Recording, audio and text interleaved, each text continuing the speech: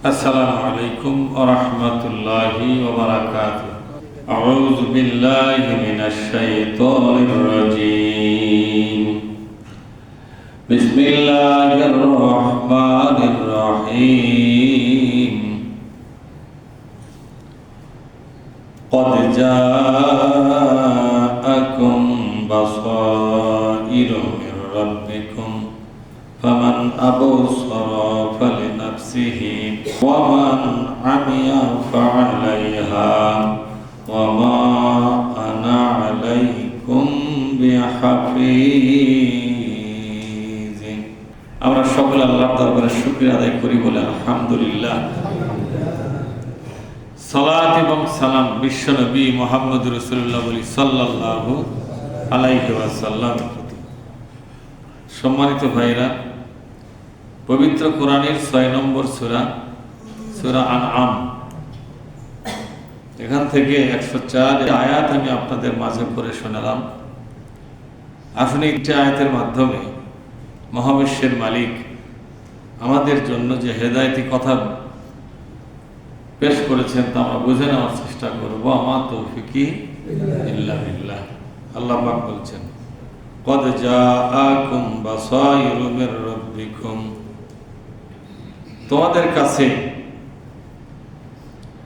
জ্ঞান চক্ষু উন্মোচন করার জন্য, তোমাদের চিন্তা গবেষণা করার জন্য আল্লাহর পক্ষ থেকে আলোক বর্তিকা এসেছে। একটি আলোকোজ্জ্বল মহাগ্রন্থ আল কোরআন নাজিল করা হয়েছে। এই মহাগ্রন্থ নাজিল করা হয়েছে আল্লাহ পাকের পক্ষ থেকে। এখানে বাসাইর শব্দটা বাসিরুনের বহু বচন। বাসির মানে হলো চোখ।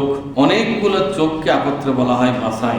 পবিত্র কোরআনের এক একটা আয়াতই এক একটা দৃষ্টি শক্তি, এক একটা আলোক বর্তিকা। আল্লাহ রাসূল বলছেন, মিনারিল হিকমা, জ্ঞান সমুদ্রের মহাবিশ্বের এক মহাবিস্ময়, তার উঁচু মিনার হচ্ছে পবিত্র কোরআনের প্রতিটি আয়াত। সুবহানাল্লাহ বলবেন না?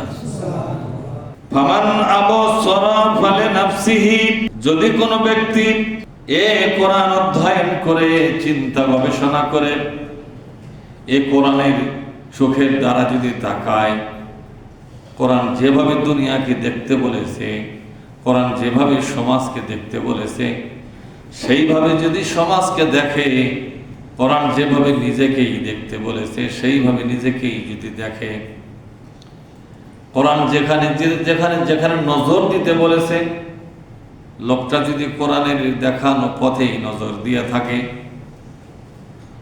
এই দৃষ্টি শক্তি, এই পর্যবেক্ষণ ক্ষমতা, এই অনুসন্ধান, এই গবেষণা, ফালিনাফসিহি, এটা তার নাজাতের ওসিলা হবে। সুবহানাল্লাহ। এর মাধ্যমে সেই নিষ্কৃতি পাবে ইহকালে এবং পরকালে। ফালিনাফসিহির ব্যাখ্যা হলো,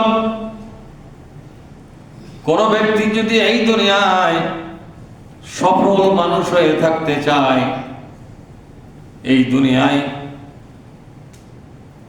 একজন কৃতকার্য মানুষ হয়ে থাকতে চায়,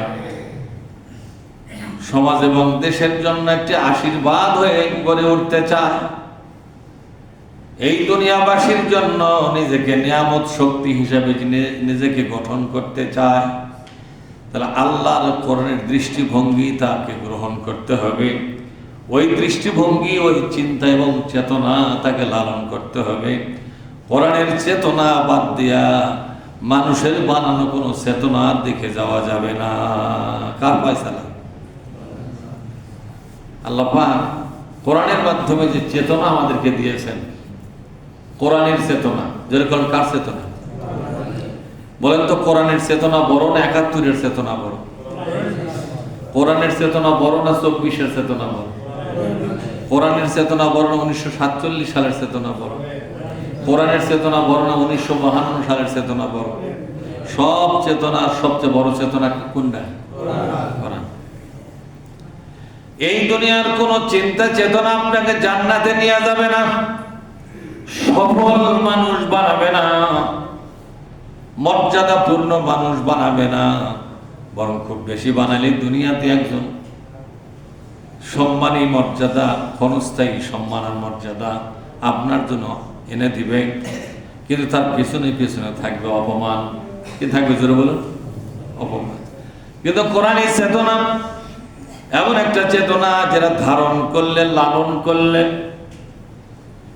ইহকাল এবং পরকাল উভয় জগতে আল্লাহর নিজের ইচ্ছায় আপনি এমন সম্মান আর মর্যাদার অধিকারী হবেন, এমন গুরুত্বপূর্ণ ব্যক্তি হবেন, এমন নিয়ামতের শক্তি হবেন, এমন আশীর্বাদে রহমতে পরিপুষ্ট হবেন, গোটা দুনিয়া শুধু আপনার কাছ থেকে উপকার পাবে।